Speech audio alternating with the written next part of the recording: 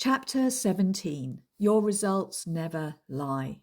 By the very nature of our subconscious beliefs, they are submerged, hidden, and difficult to interpret by conscious thought alone. However, since everything originates from thought, you can shine a spotlight on your subconscious patterns of thought by simply observing and interpreting your results. What are you creating? What results are you attracting into your life on a consistent basis, whether wanted or not wanted? And more importantly, how can you change with more ease? Remember, the law of attraction is a governing law of the universe. Just like gravity, it is never not at play. People say, the law of attraction doesn't work for me when they don't get what they want. But the law of attraction is never not working. The law of attraction is constantly responding to the frequency of your vibration, which is being determined by your thoughts and your feelings. You are the creator of your reality moment to moment, and what you attract as experiences are always a match to your dominant vibrational frequency. What you think about, you bring about. Now, I told you in the introduction to this book that I had one of my biggest breakthroughs during one of my challenging times. So let me share with you how it came about, because it's mind-blowing in its simplicity and yet serves as a powerful example to help you shift your subconscious blocks and attract more of what you want. At the outset of my journey to becoming paid in full, I committed to a daily ritual of gratitude journaling, visualizing, and focusing on money and abundance. Now, within 5 days of starting, I fell off the wagon for a few days. I beat myself up, I exerted force, and got back on the horse, so to speak. This became a regular occurrence. Sometimes I didn't do any daily practice for a week. Then I'd beat myself up, exert force, and get back on the horse again. Hardly a high vibe of ease and flow, I know. I'd get so frustrated with myself. I felt as though all those things that I enjoyed and I knew were good for me were the very things I struggled to keep up with. It made no sense, but I continued to push through with effort because I was clear on my outcome and focused on my why, which of course was this book. Thank goodness I was too, otherwise I probably would have quit. Anyway, I had enjoyed 4 consecutive months of great income in my business up to this point. My journaling, visualization, and gratitude practice, although a little shaky at times, was reaping rewards, and I was ecstatic. Yet, month 5 came around, and my income and client flow completely and inexplicably dried up. I was aware that I had fallen off my daily practice wagon of late, but I still felt good. Surely that was all that mattered, right? How could missing a week or 2 of spiritual gym practice have such an immediate adverse impact on my business results? I was still showing up and being active. It was a mystery to me, and I didn't know what to do except continue my action taking with increased faith. As you'll discover, it wasn't failure to do my mindset practice that caused my results to dip so dramatically. Let me back up a bit. A few weeks prior to my measly month 5, I had an insightful revelation. I recognized that over the years, I'd allowed my business to become all-consuming and literally take over my life to the point that I was not looking after myself. There was no separation between myself and my business, and it wasn't healthy.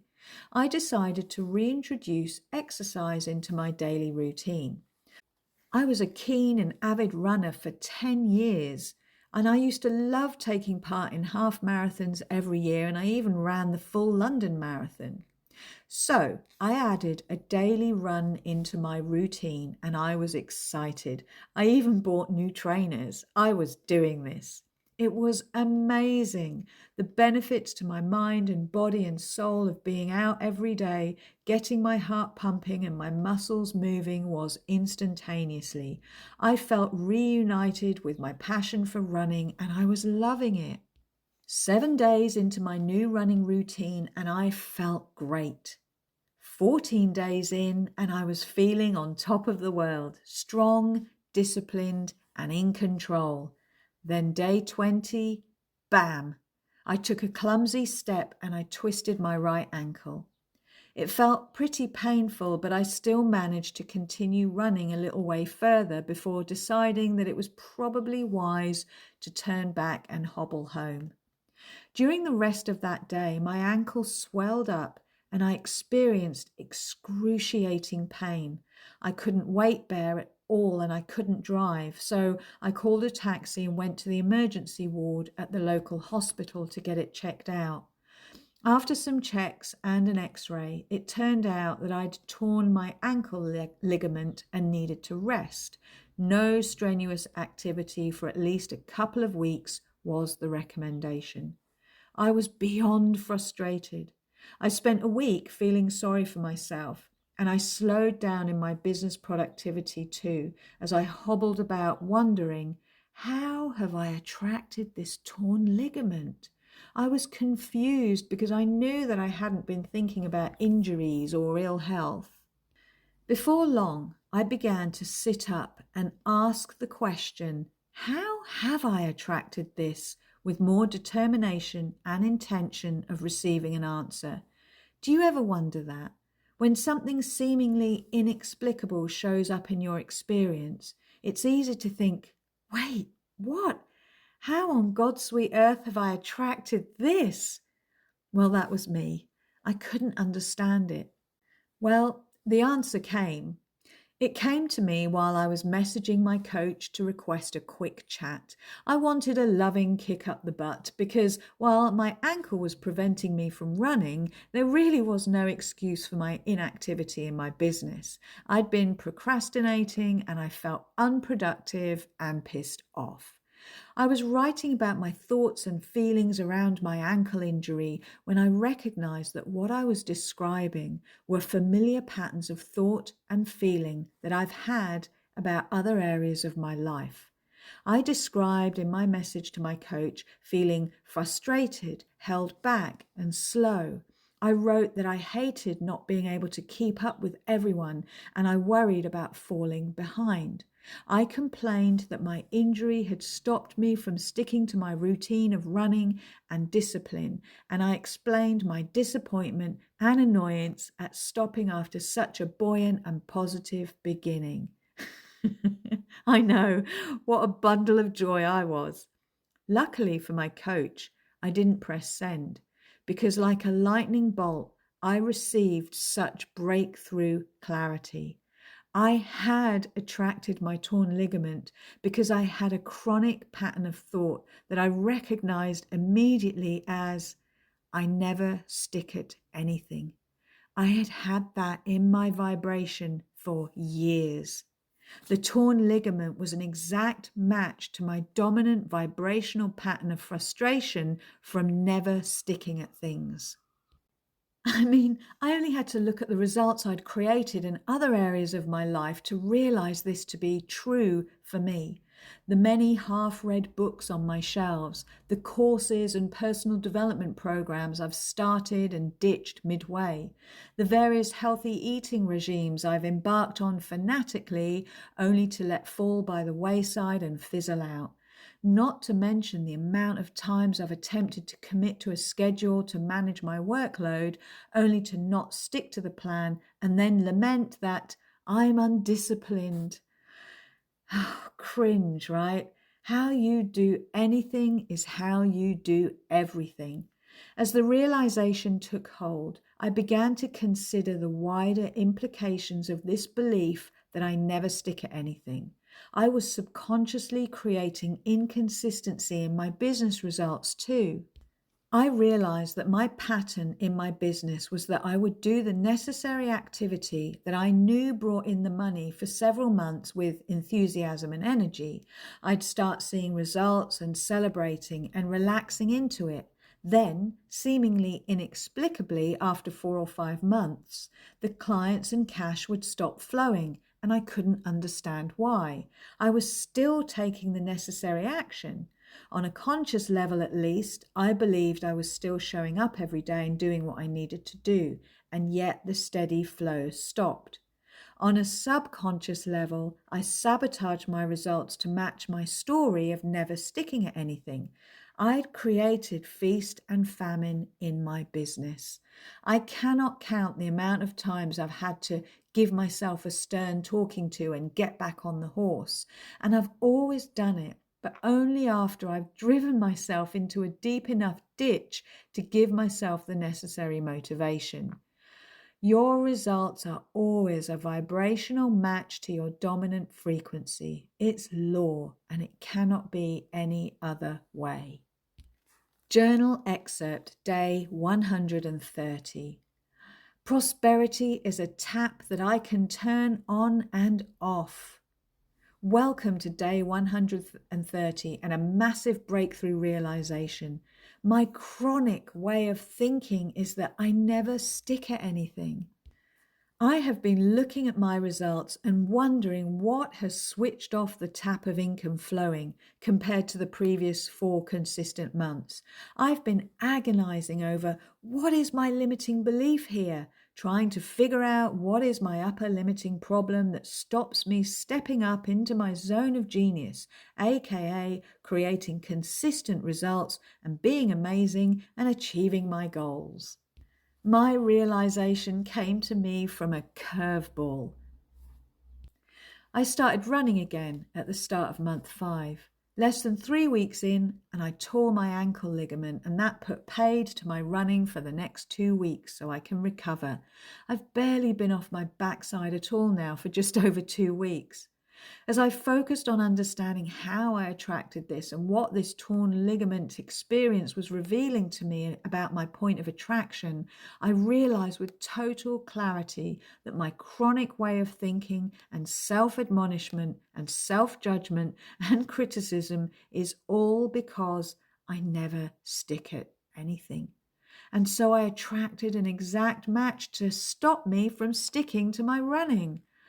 Equally, when I look at my morning routine of gratitude journaling, of visualizing and chronicling the journey, it stopped being consistent.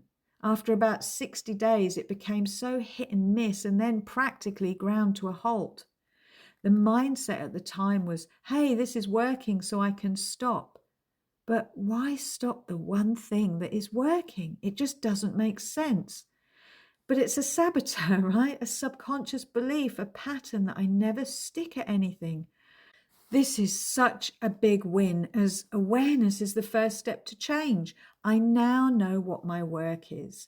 1, to be kind to myself, i.e., no frustration and self-judgment. After all, I don't know what I don't know, right? 2, to celebrate the clarity and awareness because this is big. 3, to respect my tracker calendar.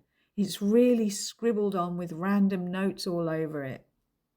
4, to reprint fresh new credit card statements and write a new statement of affirmation on them. 5, to write every day my gratitude journal. 6, to visualize my credit cards being paid in full. 7, to read this book. There is so much gold here. I also want to find evidence every day of disciplines and ways of being that prove to me that I can and do stick at things. Right now, that feels hard. However, if I focus and dig deep a bit. Okay, 1, my business, of course. I stick at my business and my daily posting and commitment to showing up every day. 2, I stick at my commitment to having a sit-down meal as a family and creating that positive habit.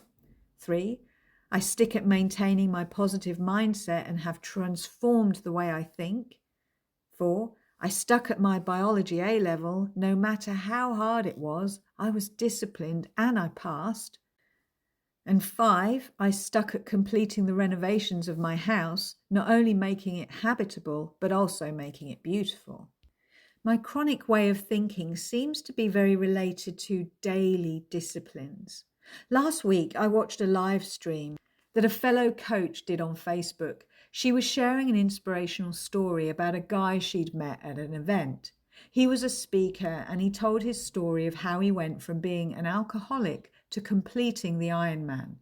The coach was so impressed by his incredible story of endurance and perseverance in the face of many adversities and challenges. During the question section, this coach raised her hand and asked him how he managed to keep going and not give up during those moments when it felt tough. He just replied by saying he took every day as it came, one day at a time, with the mantra, "If I can just do it today." If I changed my focus and stopped thinking about the big, onerous task of doing this every day forever, which feels crushing, and instead I just told myself that I'm going to do this today. I'm going to get up at 5 a.m. and do my daily practices and my run today, until it becomes weird not to, and until I reach a point when not doing it becomes painful. Maybe I need another calendar to mark off a big red cross every day that I complete the activities. Right, that's what I'm going to do now. Order another calendar. New affirmation. I love sticking to my daily success activities that feel good, are fun, and take me exactly where I want to go. I'm riding that bus from now on. End of journal excerpt. This new awareness meant that any time I attempted to block myself from doing my daily disciplines or sticking to things, I was able to make a conscious choice about it. I could just say to myself, hello, saboteur, I don't need you, thank you. I also affirmed my new chosen story every day.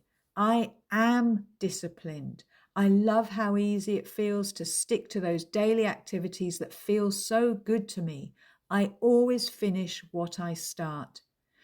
This insight was one of the most important breakthroughs for my personal journey, and I see time and again the impact this understanding has for the members in my Paid in Full and Prospering Academy. I urge you to complete the following call to action exercise so you can unearth any negative, chronic patterns of thought that are blocking you from stepping into your highest and best self. Call to action.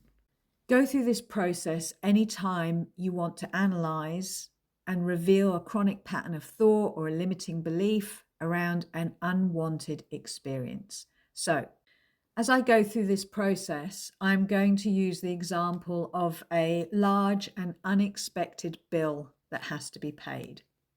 So, the first thing to look at is what specifically is the unwanted event or the unsatisfactory result that has occurred in your experience. So in this case, you've attracted a large and unexpected bill that has to be paid.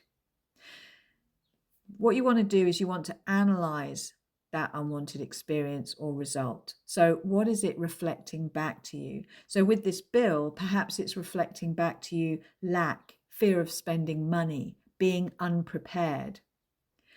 Next, what is the emotional essence of the experience? Like, how is it making you feel? So perhaps this large and unexpected bill is making you feel defeated, or there's a real resonance of frustration.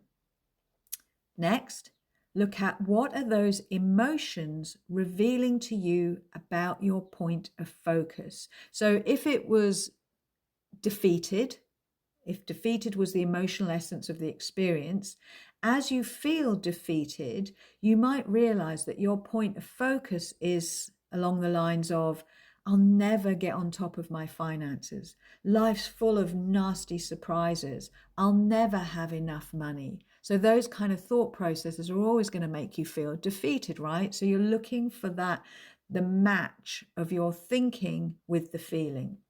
So take a moment to zoom out of the experience to give you a broader perspective. In the case of the unexpected bill and how it makes you feel defeated, you might begin to notice other areas of your life where you might feel defeated regularly, like your pile of paperwork or your taxes that you're never able to keep on top of, or perhaps you constantly worry about never having enough money. Once you've isolated the chronic thought pattern, you can follow my steps to change it. So, step one, be kind and compassionate with yourself rather than self admonishing and critical. Step two, celebrate the clarity and the awareness. Not only are you focusing on clarity and awareness, which brings more clarity and awareness, but the celebration that feels so wonderful attracts in more of the same. Step three, take action. What needs to happen immediately for you to address the situation?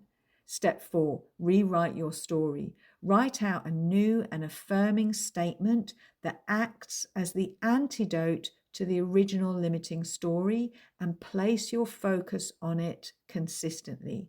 Then step five, find new evidence. As you focus on the new and more empowering story, write a list of at least 5 situations that act as evidence and references in favor of the new story.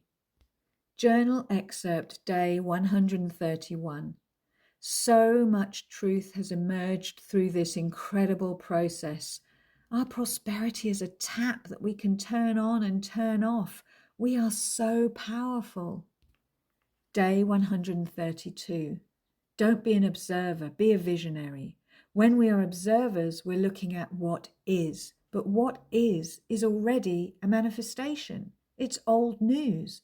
By holding your attention to it, you trigger your default reaction that perpetuates the same emotional response, which dictates your actions and behaviors, and of course the frequency at which you're vibrating, hence getting the same results over and over and attracting more evidence to prove your limiting belief to you. I am a visionary and I am envisioning having more time and getting everything I want done. I am a visionary and I am envisioning myself serving more and more clients and experiencing the joy of a fully booked academy program, 20 women and a waiting list. I am a visionary and I am envisioning money flowing into me and all my bills paid with thanks. I am a visionary and I am envisioning the growing wealth and the bulging bank account. I am a visionary and I am envisioning the prosperity that I am experiencing in health, wealth, love, and light. I am a visionary and I am envisioning the lightness of my being.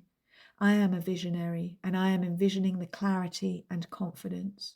I am a visionary and I am envisioning the joy, the joy of it all. Day 137. As I shared my celebrations with Hasna, my excitement at my recent breakthroughs and the realization of how powerful I am, of how powerful we all are, Hasna and I talked about what's next for me. The focus became this book. Hasna helped me to connect to my heart and the answers that my heart held in relation to the question of, so what now? My heart screamed out, share this, share this. There are millions of people in the world whose lives could be turned around if they only realized how powerful they are. And perhaps I can tell it in my way, with my voice, wrapped in my story, and that it would resonate with some where previous stories haven't. What am I an expert in? I'm an expert in the accumulation of debt. I've spent the past 23 years in the industry of managing and accumulating credit card debt, 23 years in a toxic relationship with debt, and finally broken free from the toxicity of it all. I finally understand the secret. I know that words don't teach and that people need to experience this in order to really know it, but there has to be a level of awareness of what to look for, right? Which is what I can share. People need to know how to interpret their experiences in order to shine a light on what is really going on and to get closer to the truth of who they really are and what they're capable of. So my heart is bursting with the message, get this out there. I felt scared, and Hasna assured me that it was because it's the right thing to do. I want to feel the exhilaration and excitement of being outside of my comfort zone, knowing in my heart that I'm always supported, that it can never go wrong. It really can never go wrong.